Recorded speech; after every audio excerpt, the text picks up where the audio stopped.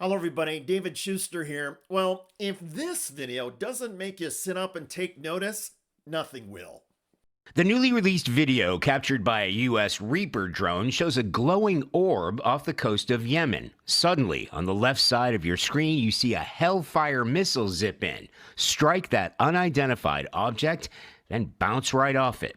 When we slow the video down, you see the Hellfire missile continue to travel on its path, that trajectory becoming clearer from this zoomed-out angle.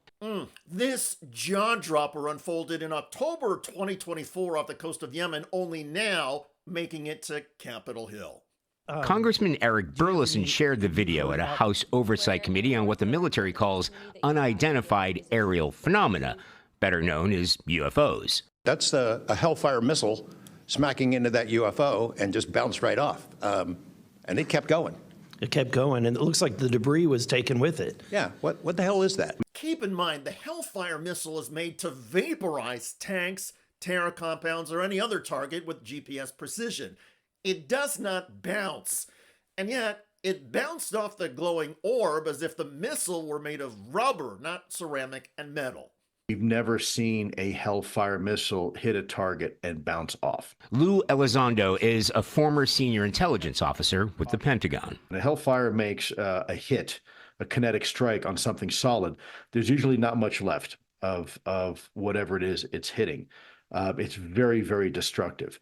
What seems to happen is that the missile is either redirected or in some case perhaps glances off the object and continues on its way. A recent government report revealed the government received more than 750 new UAP sightings in the 2024 fiscal year, leaving lawmakers digging into the mystery and national security concerns posed by these objects. Does this video scare you guys? Yes or no? Yes. Wiggins? Yes. Yes. Me too. The Hellfire missile is one of the most fearsome high-tech weapons in the U.S. arsenal.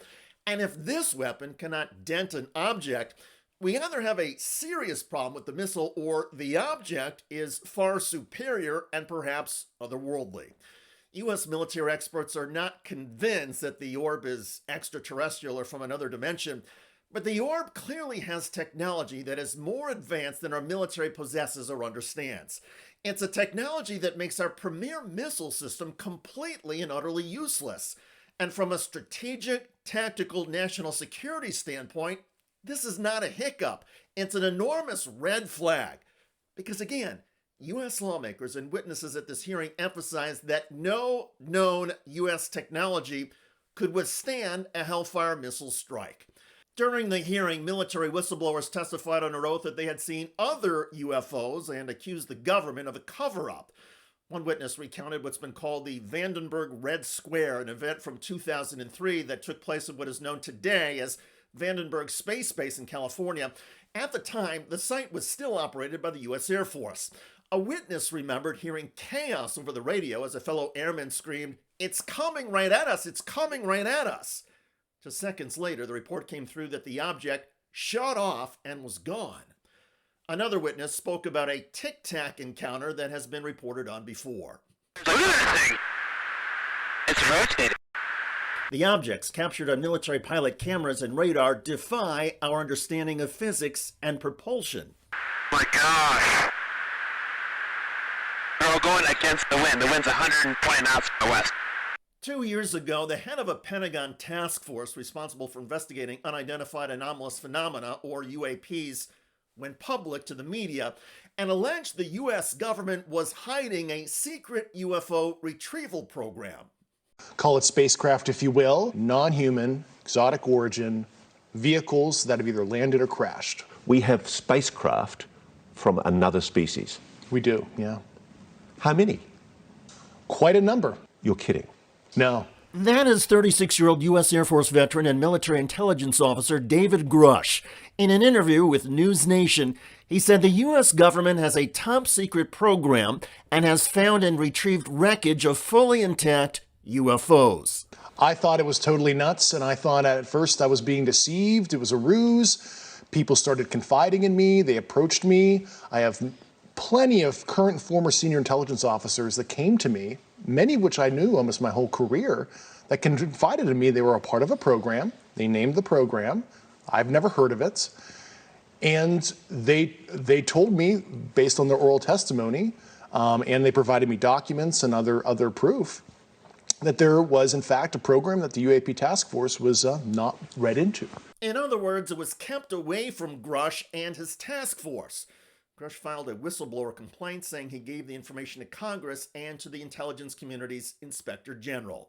If you're telling us the truth, everyone, the entire American public, has been lied to for decades. Yeah, there's a sophisticated disinformation campaign targeting the U.S. populace, which is extremely unethical and immoral. 2 years ago, David Grush, who was highly respected within the U.S. intelligence community, became the first U.S. government official to go on the record and state definitively that alien life, extraterrestrials, are here.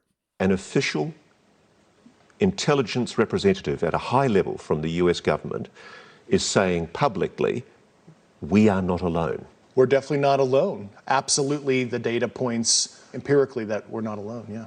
Do we have bodies? Do we have species of Well, non-human? naturally, when you recover something that's either landed or crashed, sometimes you encounter dead pilots. And believe it or not, as fantastical as that sounds, it's true. The testimony of Grush and other Pentagon whistleblowers the past few years has fueled several congressional investigations. And that in part sparked the latest hearing this week when the video was played publicly of that U.S. Hellfire missile bouncing off of an unidentified orb.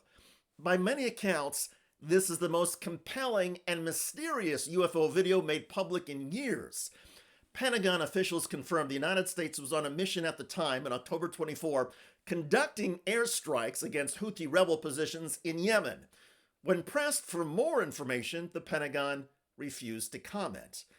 That's the kind of non-response that perks up journalists and lawmakers alike. As for the House hearing witnesses, one of them said his reaction to the Hellfire missile video was, "I'm glad the video has finally been released." Well, I have a feeling we are not at the end of this story. We are just at the start. By the way, a Trump energy nominee recently whiffed on a very easy and basic question at a Senate hearing and got humiliated to her face. Before me if I am confirmed. Testifying at a Senate committee hearing, that is attorney Laura Sweat. She's been nominated by President Trump to serve on the Federal Energy Regulatory Commission, and Sweat is about to make a fool of herself under questioning from Maine Senator Angus King. Ms. Sweat, what's the cheapest form of electricity generation today in the country? Thank you for the question, Senator. I have not looked into that issue, but I am happy to look into it and answer any questions. Well, I'll help you. It's wind and solar by a mile, by a factor of 2. You know, let's take a case study, Iowa. Any idea how much wind power supplies to the economy of the electricity supply of Iowa? No, sir, I don't know those specific numbers. 60%. Iowa is the 15th lowest electricity cost in the country, and in the past year, as we've already learned, average electricity prices across the country have gone up between 6 and 10%. In Iowa, it's actually gone down 0.5%. Check out that video at the link below. It generated a lot of comments on YouTube. One of the most popular from Reginald, who wrote, "These nominees are just yes people for Trump." I hear you. I look forward to reading your comments about Congress releasing the most compelling UFO video in years. I'm David Shuster. Thanks for joining us.